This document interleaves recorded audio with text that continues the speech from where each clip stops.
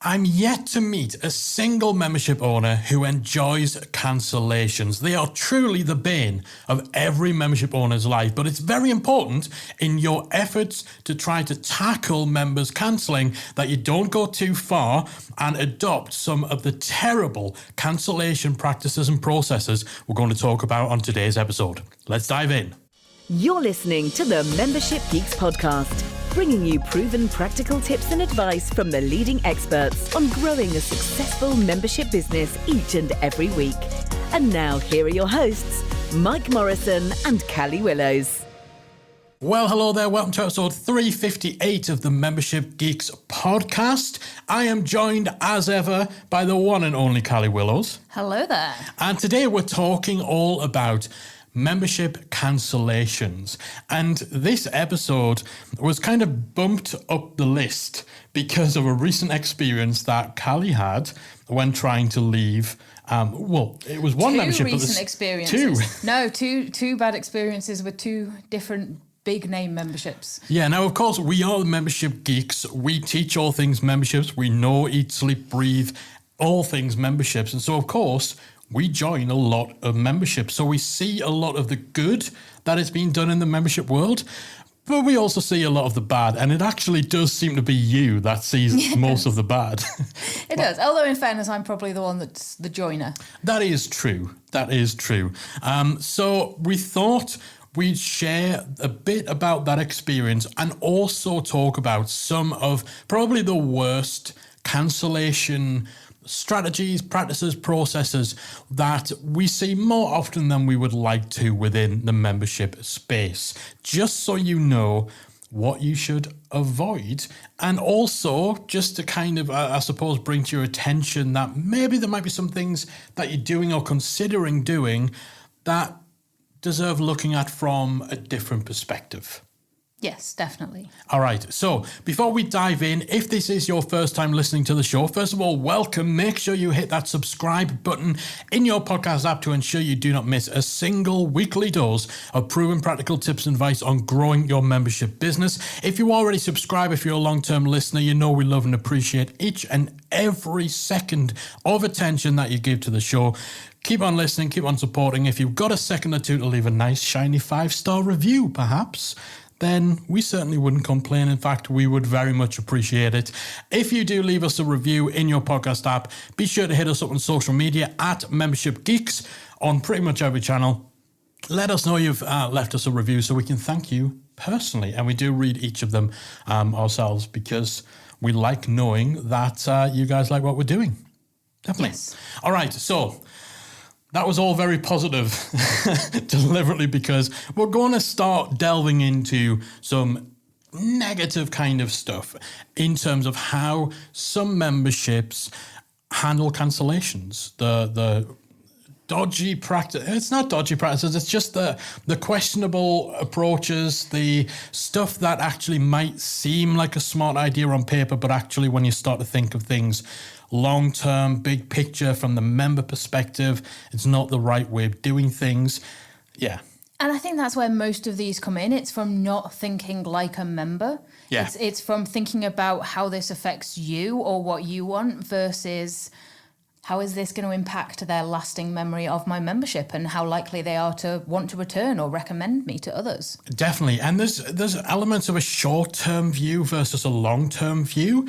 And as you said, thinking too much about how much you hate cancellations and how negative cancellations are for you, and then just applying those sentiments and feelings to the overall strategy you use for trying to tackle and bring down cancellations.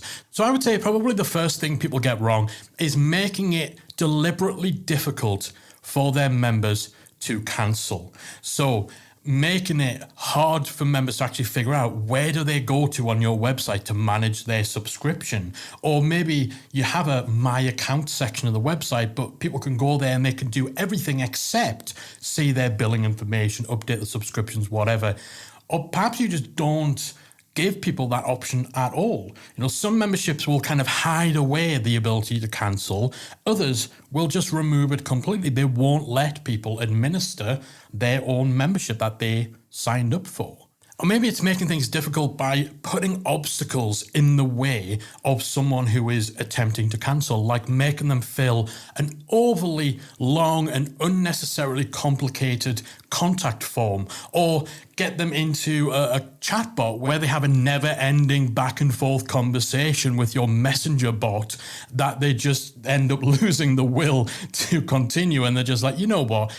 It's less hassle to just stick around than it is to keep going through this process to attempt to cancel. Maybe you make it so people have to get on a phone call with you first, knowing that people don't want to get on a call, get on phone, get on Zoom in order to cancel their membership. Or even something that may seem totally innocuous, like making it a requirement that if someone wants to cancel, they have to email you first. That's something that a lot of memberships do, but it's really not ideal compared to just having the option to click a button on your website that just says cancel my account, and surprisingly have it actually cancel their account. Yeah, and I think people don't realise that, having somebody email you to cancel isn't necessarily, the most terrible thing that you can do. But from a customer service point of view, if somebody's membership renews on a Sunday, you don't work Sundays, and they've emailed you and that billing goes through, then actually you're either faced with an unhappy customer and a refund, or you then have to explain to them why that cancellation isn't valid. And actually, one of the bad membership experiences I had recently was just that situation where you had to email them to cancel. And first of all, it wasn't even clear you had to email them to cancel. There was no kind of obvious support options or account options. But you had to email them to cancel, emailed them 7 days before the subscription was due to renew. 10 days later, they responded saying, okay, that's no problem. Your payment's actually come out since you emailed us. So, this will take effect next time. No apologies, nothing. And this is a big membership site. It's one a lot of people will know. They've got a team, they've got all these people, and there's absolutely no reason it should be taking them 10 days to respond to a cancellation request email and letting that next billing go through despite somebody's clear intent to leave. So yeah, I'm not going to be recommending them as a membership anymore. Exactly, and that's what's going to happen with your members if you put them through something like that. Again, there's definitely instances where you can tell people have really made the whole cancellation process overly complicated and overly difficult. But it does seem, and definitely a lot of memberships do this, it would seem that, oh, hey, if you want to cancel, just email us. That might not seem all that bad on the surface, but response time, rebill dates, all of these things that are kind of unknown. If as Callie said, a membership rebills on a Sunday and someone emails you on a Saturday night, they're on your website, they want to cancel, they're going to cancel on Saturday night, they know they're cancelling in time, their actions that they're taking are in time, but you're not giving them the ability to actually do that thing on time. And they don't find that out until they go through the process. So they didn't know that, I'm going to have to email them and then it's going to take them a week or so to get back. It's just silly.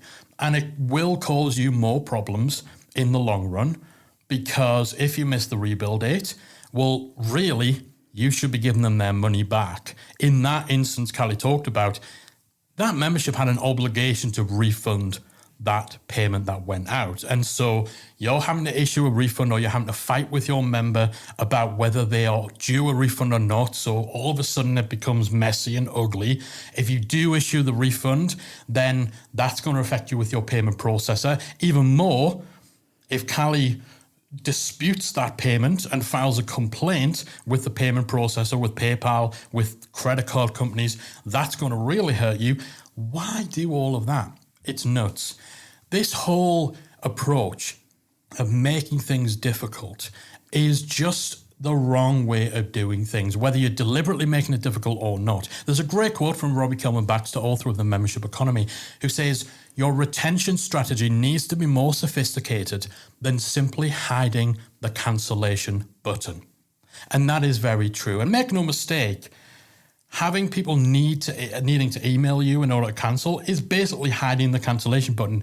It is removing the ability for somebody to take control and ownership over their own subscription. We like to say when it comes to cancellations, you need to make the decision to leave difficult, not the process.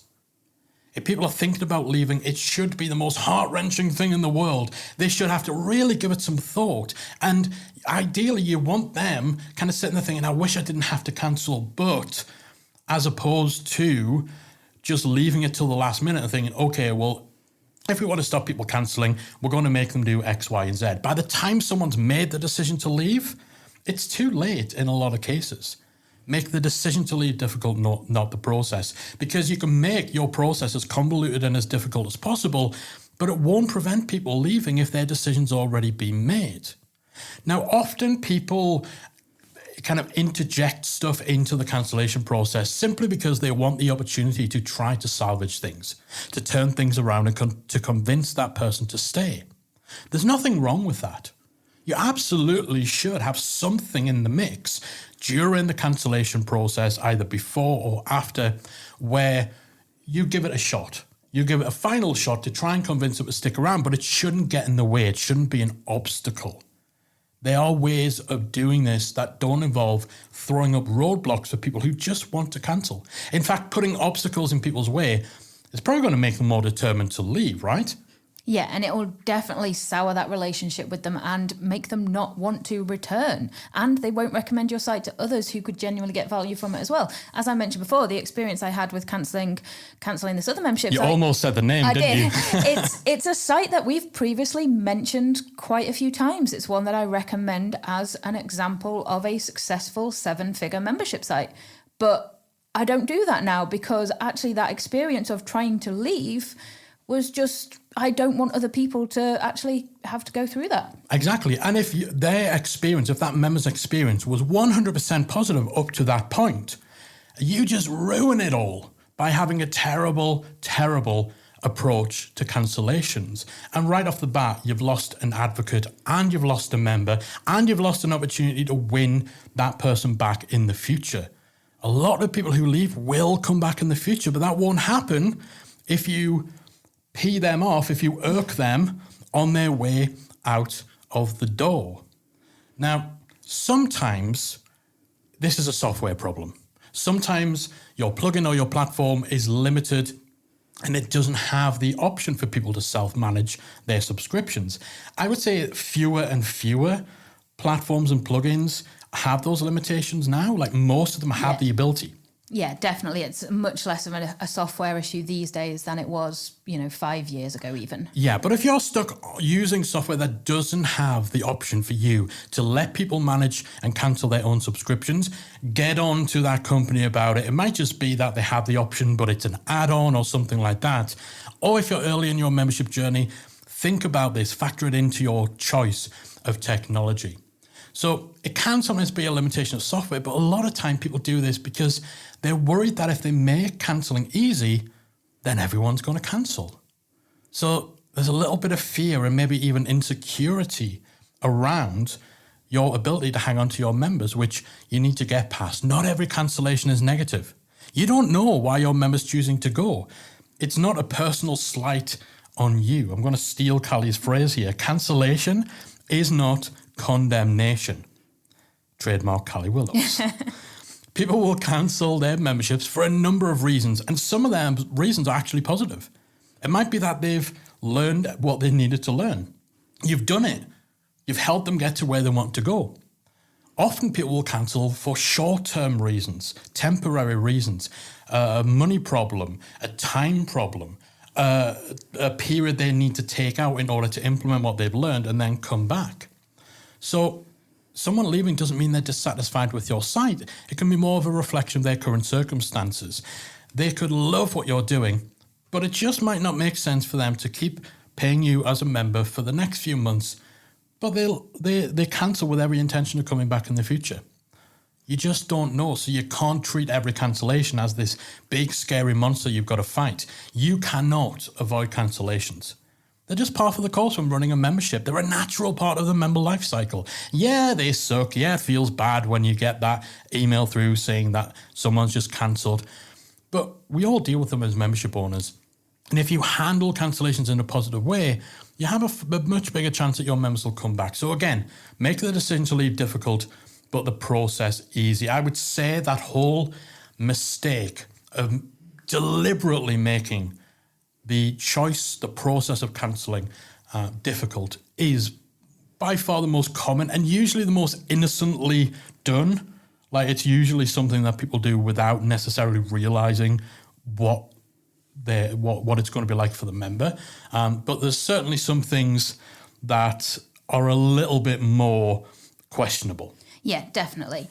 But with that as well, I just want to say, like, I think the biggest thing with that is put yourself in your member's shoes. What would you want the process to be if you're in somebody's membership and how you cancel? Yeah. You know, which phone contract are you going to join? The one where you know that you can just go into your account page and cancel when you don't need it anymore, or the one where the only choice you've got is to get on a phone call, speak to someone and be, talked to for 30 minutes about why you should change your mind and here's a different contract for you and things like that. Yeah, we've all had those calls with cell phone providers or with satellite or TV providers where, you know if you want to cancel, you've got to block out the afternoon for that phone call where you're going to get hammered by sales reps to try to change your mind. Do you want to be that person? Do you want to deliver the equivalent of that experience to your membership? Like, how do you enjoy it? Yeah, and it also provides a sense of security. I know from certain feedback we've had from members that when you join a membership and you can see that actually, okay, it's easy for me when I decide I don't need this anymore.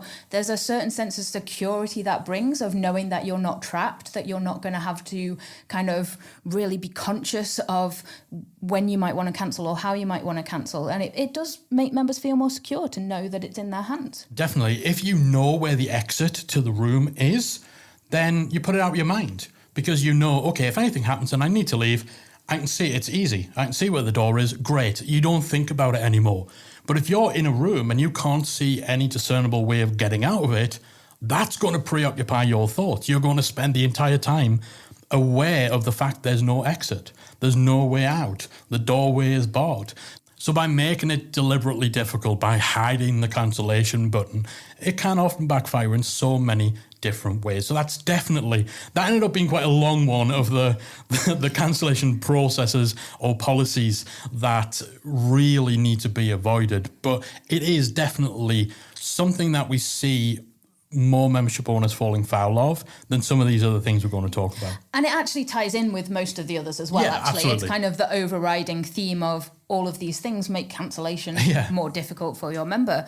And, my other bugbear at the minute, because this is the other really bad experience I had, is requiring a notice period for somebody to end their membership with you. So seeing more and more for it to be the case that somebody has to let you know 14 or in this case 15 days ahead of their next payment in order to cancel their account. And if they don't let you know by that time, the next payment comes out and they'll be cancelled for the next time of membership. And this is a huge bugbear for me because it is so unnecessary. There is absolutely no scenario in the online space where a member should be required to give a notice period in order to cancel. That's not your member's problem. That's your problem. If your admin processes or your tech setup sucks so terribly that you need 2 weeks to cancel an account, that's on you. Your member should not have to suffer for it. They didn't have to give 2 weeks notice to actually join. So why should they have to give 2 weeks notice to leave? And of course, if they decide to cancel on shorter notice, you're essentially saying you're going to take their payment against their will. So in this instance for mine, there's a 15-day, leave notice. And okay, in their credit, they make that clear as you go to cancel that you need to let them know 15 days in advance. I was cancelling on the 14 days in advance. And, I didn't know until the cancellation page that this was their policy. Yeah, that's the thing. You're saying to their credit, they tell you when you go to cancel that it's 15 days. That's not to their credit because you only find that out on the day you want to cancel. Presumably on the day you have it in terms as well, but how many people go and look at the terms and say, okay, so I need to mark in my calendar? Yeah, if you have to pull out the terms and conditions and say, well, actually, if you look closely at this line in this section, then you'll see. No.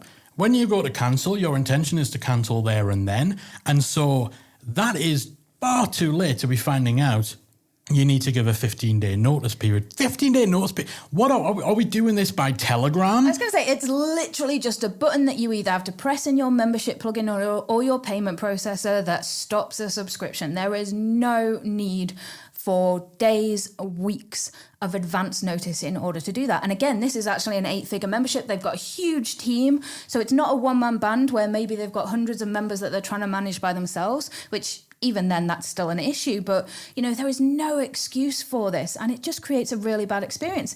And I would actually say, with the way that credit cards and payment processes are going these days, it's actually borderline illegal in some states and some countries now, where, Visa and MasterCard are really cracking down on subscriptions and making it easy for members to cancel. Yeah, it's classed as unfair contract terms. And also there's a big push. There's definitely laws in California, and there's a lot of policies being adopted by the credit card companies, as you mentioned, where essentially you need to ensure that stopping a subscription is as easy as starting one. And if you don't, that could land you in hot water legally. And these laws that are in California, I think they're in a few other US states, they're going to start spreading out a bit more, and rightfully so. But even putting the legalities aside, if the credit card companies are cracking down on this, you might very well find yourself blacklisted. And, how are you then going to take payments? Yeah, it's just a terrible, terrible situation to put people in. And it doesn't make any sense. There's absolutely no sense to it. There's no reason that you would need a notice period for an online membership. No, not when the tech, not when systems exist that, again, would empower your members to be able to just cancel their subscriptions themselves. But even if you're doing this manually, you shouldn't need more than a few days at best in order to make sure that you or someone on your team gets the email in time. And that's only really accounting for weekends, right? If you are doing manual cancellations, 24 to 48 hours notice is all the time it should take in order for you to make sure that you can cancel somebody's subscription. And I think that is actually information you should be giving people in the first email they get about your membership, usually, or within some of the first info that you give them, whether it's email 1, 2, or 3, where you're telling them, hey, if you want to change your profile, if you want to update your details, this is where you go to. Here you'll also find a link to contact us to cancel your account. Please note that if you do wish to leave, you should be giving 48 hours notice just to ensure that the team get it. You should be telling people this in advance. This shouldn't be something someone discovers right at the last minute, even if you do have a very short notice period. Anything other than the ability to just click a button and cancel, someone should be made aware of before they get to a point where they're looking for that button. Yeah. And in this instance, with this experience that I recently had, it wasn't a cheap membership. It was a few $100s. And, it's all right for me. I can take that hit on the chin that you're taking another payment out. I don't want to be a member anymore, but, my bad kind of thing. No. But, hey, I'm tight-fisted. But when you consider what we said earlier about a lot of people leave for temporary reasons, and at the minute especially financial reasons, the economy is difficult for a lot of people right now. So if somebody has gone to cancel their membership because they literally cannot afford those couple of $100s coming out this month because they can't feed their kids, then what experience is that for them? Yeah, and we're getting into the more dramatic kind of examples, but these days they're becoming less and less dramatic and more common. Yeah, sorry, we can't eat this week because terriblemembership.com needed 15 days to cancel, and they told me a day before my payment was due to come out when I went to cancel. It's just dumb. Yeah, you need to account for humanity, I think, in your cancellation process, and that, life happens for people. Yeah, absolutely. And but none of this should even have to factor in. It doesn't matter why someone's cancelling. It doesn't matter if, someone is cancelling for a positive reason or a negative reason. It doesn't matter. It doesn't matter. You still shouldn't have a ridiculous thing like a huge notice period. 14 days, 15 days to cancel my account. Are you on the slowest dial-up internet in the world?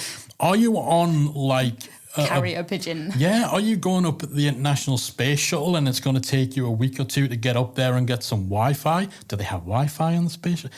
They do, yeah. They do TikToks up there and stuff. Yeah. It's nuts, right? It is dumb. Something else that is just utterly bonkers to me is restricting the ability for someone to rejoin your membership if they decide to cancel. Oh, yeah. That was part of this experience as well. It was a 15-day notice period and you can't rejoin for a year. Madness. It is utterly bonkers.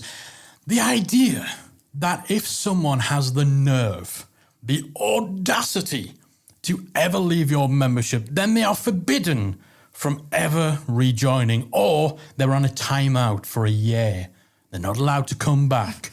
You're taking your ball and you're going home. They can't play with your toys anymore because they were mean to you. I mean, really, what kind of petty nonsense is that? Now, before I go on a big rant, I will say that this makes sense. The whole idea that if someone leaves, there's either a period, whether it's a short period or indefinite period where they can't come back.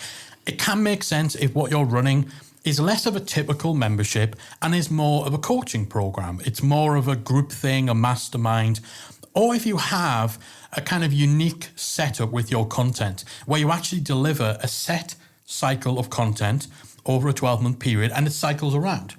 So you have a 12-month program, the content goes out 1 month at a time. If someone leaves, then they can't really rejoin until rejoining would put them back in the same place in the cycle, right? But that's a really niche approach. Some memberships do that.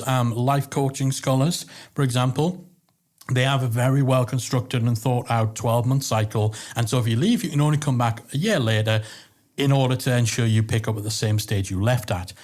If that is the situation, then yes, it makes sense to have those kind of rules around rejoining. But in the vast majority of cases, it's just nuts. Why on earth would you have a policy where you ban people from ever coming back if they leave? Now, I'll play devil's advocate, and I'm really having to try hard here because this is just one that I don't think I'm ever going to find not completely bonkers. You might argue that you only want committed people in your membership, that being 100% committed and 100% serious about achieving your goals is the only way someone will succeed in your community, and therefore, absolutely any sign that your commitment is lacking, a sign such as cancelling your membership, even if you do plan to return, well, that's just a big old red flag. That's a signal you just don't believe in your goals enough to ever be part of this membership. I can see how this sort of mindset can develop, particularly in certain industries, but it is so misguided, so counterproductive. Imagine if you bought a Mars bar and after a few bites you decided, oh man, I'm just too full for this. Maybe I've had too many sweets today already. Maybe I'll save this for later and I'll come back and I'll finish it off. But then as punishment, the second you decide to put that Mars bar down, you get a call from the head of Mars to let you know they've issued a nationwide ban on you ever being allowed to buy another Mars bar again for having the absolute nerve, the temerity to stop eating that one bar. Callie's looking at me like I've lost the plot because it's absurd. I just really want a Mars bar now. Yeah. Pause recording to eat Mars bars. But it's absurd, right? Cancellation should not lead to punishment. Again, we said many times, many cancellations are short-term, they're temporary. And hey, maybe you're thinking of the community. Maybe you're thinking about, well, we don't want people filtering in and out of the community because it'll mess up the dynamic. And, you know, you'll have people joining and starting conversations and then they leave and those conversations are kind of killed off. But I'd like to assume you're not such a control freak and such a micromanager that you have to permanently banish someone who doesn't commit the way you want them to in your community. And if you are that micromanager, do you also require that your existing members show up every day and participate in a very specific way? If you have someone who joins, is heavily active in your community, cancels after a couple of months and comes back and is heavily active again, are they better or worse than someone who stays a member but rarely says anything in the community? That whole preserving the community dynamic by stopping people filtering in and out, it just doesn't hold water. There really is no good justification for this. There really isn't. You know, again, apart from those really specific, unique kind of non-membership, because those kind of coaching programs, masterminds, they're not the typical memberships that most of you listening have, that we have, that most memberships in the market function like. For those type of memberships, for these type of memberships we have, there just isn't a good justification. It's a very overt attempt to make the pain of disconnect for your membership, the negatives, the downside of leaving, so big, so punishing that people will be too uncomfortable or even scared. to cancel.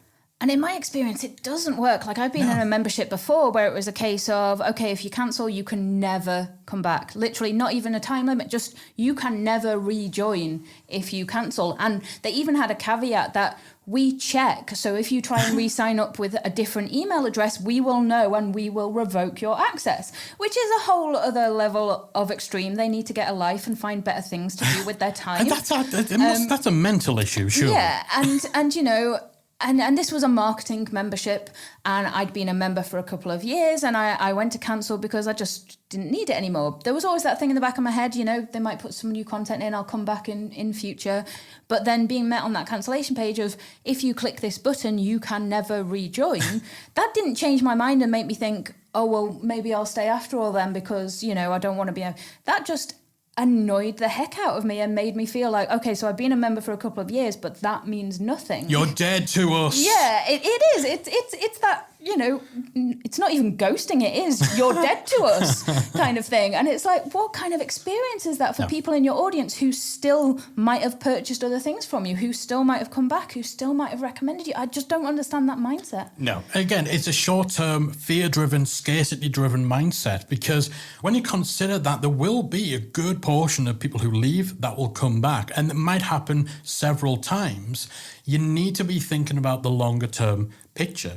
It doesn't matter if someone's time as a member is one continuous unbroken period that is actually shorter in length than someone who's a member over maybe 2 or 3 disconnected periods, but ultimately is paying you and is a member for a longer period of time. Or what about that person who joins this month, suddenly realizes, okay, actually, this would have been better time if I joined next month. I'll cancel now and I'll come back next month. They come back next month and they stay for years.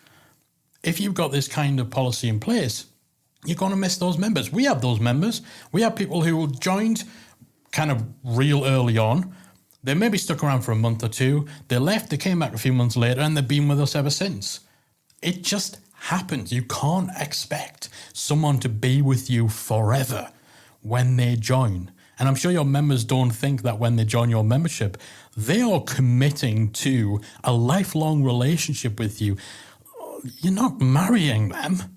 I mean, most marriages end in divorce these days. So what are your actual expectations about how long members will stick with you? We all hate cancellations. It always sucks when people leave your membership. But if you're doing this, there's some serious abandonment issues at play here.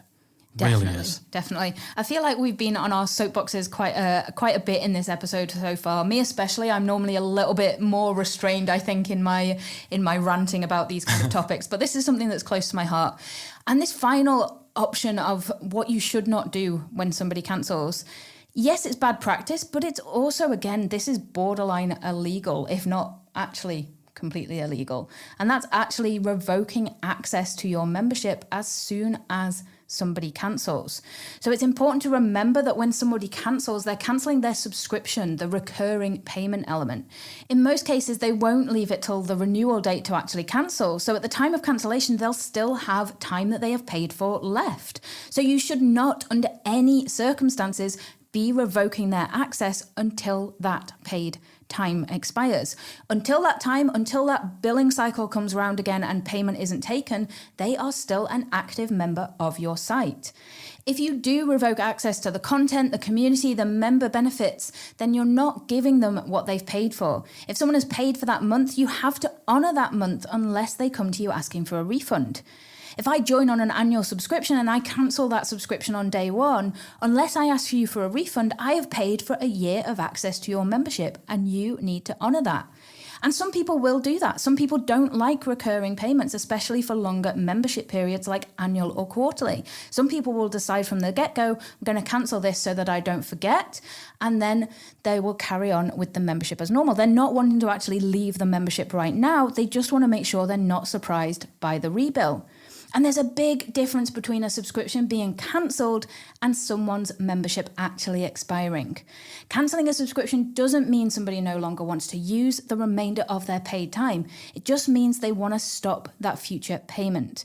So you should not be treating them as anything other than a fully paid up member until that time when they're no longer so. With that example of someone cancelling their annual membership on day 1, is there really any difference between someone who does that and someone who cancels on day 364? There absolutely isn't.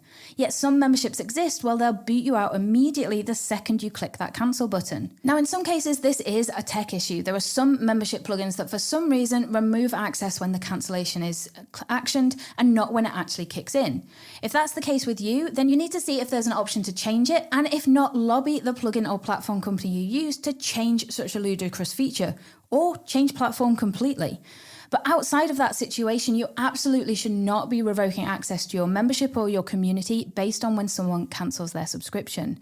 And you also shouldn't put the onus on your member to know when they need to cancel either. I've been part of memberships where you go to cancel and they say, hey, your membership will end as soon as you click this button, so make sure you only do it the day before your payment's due. On the one hand, okay, at least you're warning me that I'm going to lose access straight away. But come on, I now either have to go ahead and cancel anyway and lose any time I've paid for, or I need to set a reminder to come back and cancel the day before my next payment is due. And that's presuming it's actually clear what that date is. Yeah. So this goes back to the very first point again. Keep it simple. Don't make your member jump through hoops or get frustrated with your cancellation process. Yeah, the whole thing of just taking people's access away, again, it's punishing them. It's the punishment, it's a punitive approach to cancellations, and it's assuming, hey, if someone's clicked cancel, it's because they don't like what they're getting, they don't want it anymore, they should have their access revoked, because why should they continue to have all this great content when they're not staying as a member? Like, well, they are staying as a member for the remainder of the time that they've actually paid for. It's like, okay, let's use another food analogy, right? You're eating this amazing steak dinner. Oh, I really want a steak dinner now. But you're eating an amazing steak dinner, and halfway through, your waiter comes over and says, will you be having dessert with us? And you say no. And so they grab your plate as you're halfway through eating your dinner and take it away. Because why should you continue to have the remainder of the meal that you paid for if you're not going to have the next course? That's actually a better analogy than I thought it was going to turn out to be. I wasn't sure where you were going with it, but it worked. I was going to go with phones again. And I think it says it all when actually you're using phone companies as an example of good behaviours, because I was going to go with the whole, if I cancel my phone contract with Vodafone tomorrow, my iPhone doesn't suddenly become a brick as soon as I do that. Yeah. I get the end of the month that I've paid for. Yeah, because, it's a crazy notion. If someone has paid for a month, you have to give them that month. If someone's paid for a year, you have to give them that year. Like, this is why we say that you're getting into dodgy legal territory if you don't actually honour that. Because someone's intent to make the next payment for the next period of time should have no reflection on them getting what they've already paid for in this current period. And again, the tech can sometimes be the reason, but you can't use that as an excuse. It's bad customer service, it's bad practice, it's real dodgy practice, and it's going to burn those bridges. It's going to make for a very negative closing chapter on someone's membership with you. And it will be the closing chapter, because they're not going to come back after they've experienced your terrible processes and practices during the cancellation phase. So this has been a ranty one, right? But deservedly so, because this is stuff that irks us, and we see it a lot, obviously, being as in the thick of things in the membership space as we are. But it also comes from the experience of being members. Like, the experiences we're talking about, these are things that we have seen when we've joined memberships. It's not just us standing up on high saying, here's our holier-than-thou decrees for how you should do things. This is all coming from the member experience and how it makes us feel, and a desire for you to think the same sort of way. Do not make things difficult for people to cancel. Do not require ridiculous notice periods. Come on. It's 2020, whatever it is now when you're listening to it. There's no excuse. There's no need for lengthy notice periods for cancellations. Do not do the utterly bonkers thing of banning people from rejoining if they have the nerve to leave your membership. And make sure you're not revoking someone's access to your membership, to the time that they paid for, the second that they cancel, because very rarely will the action of someone canceling line up with the end of that billing cycle. So those are terrible membership practices that hopefully you will agree should be banished from this entire space. If these are things that you are doing without necessarily realizing the impact that they'll be having on your members and ultimately the impact they'll be having on your long-term success, because of the fact they're going to sour someone's impression of you and make it unlikely they'll ever come back or recommend you to other people, then hopefully this episode has given you a little food for thought. If you're already doing things the right way, which I'm sure you probably are because you're smart cookies, and we know this because you're listening to this show. I just assume if, you're listening... Just say you guys know what's up. Yeah, I assume if you're listening to this podcast, that is an automatic qualifier of you're pretty darn smart, right? So I'm sure you're doing all these things the right way. So hopefully, even if this hasn't highlighted bad practices you might be doing, it's just been a little bit of a reminder about how to think of things, how to flip things around and put yourself in the member's shoes. And if nothing else, hopefully it's been entertaining hearing Callie in particular get up on her soapbox and have a bit of a rant. That is it from us for this week. Thanks ever so much for joining us. We'll be back again next week with another episode of the Membership Geeks podcast. Bye for now.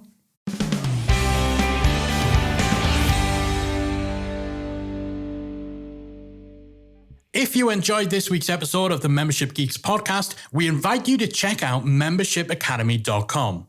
Membership Academy is the original membership about memberships, and it's the essential resource for anyone at any stage of starting, growing, and running a successful online membership business. Whether you're still trying to figure out what your idea is going to be and you need some help making it a reality, or whether your website is already up and running and you're looking for ways to grow and attract new members, then Membership Academy can help you to get to the next level. Not only do you get access to our step-by-step membership roadmap, our extensive training library, and exclusive member-only discounts and tools, you'll also become part of our supportive, active community of membership owners that will help you along the way in your journey with feedback, encouragement, and advice. All of this and more make Membership Academy the #1 place to be for anyone looking to start, manage, and grow a successful membership business. Check it out and join the community at membershipacademy.com.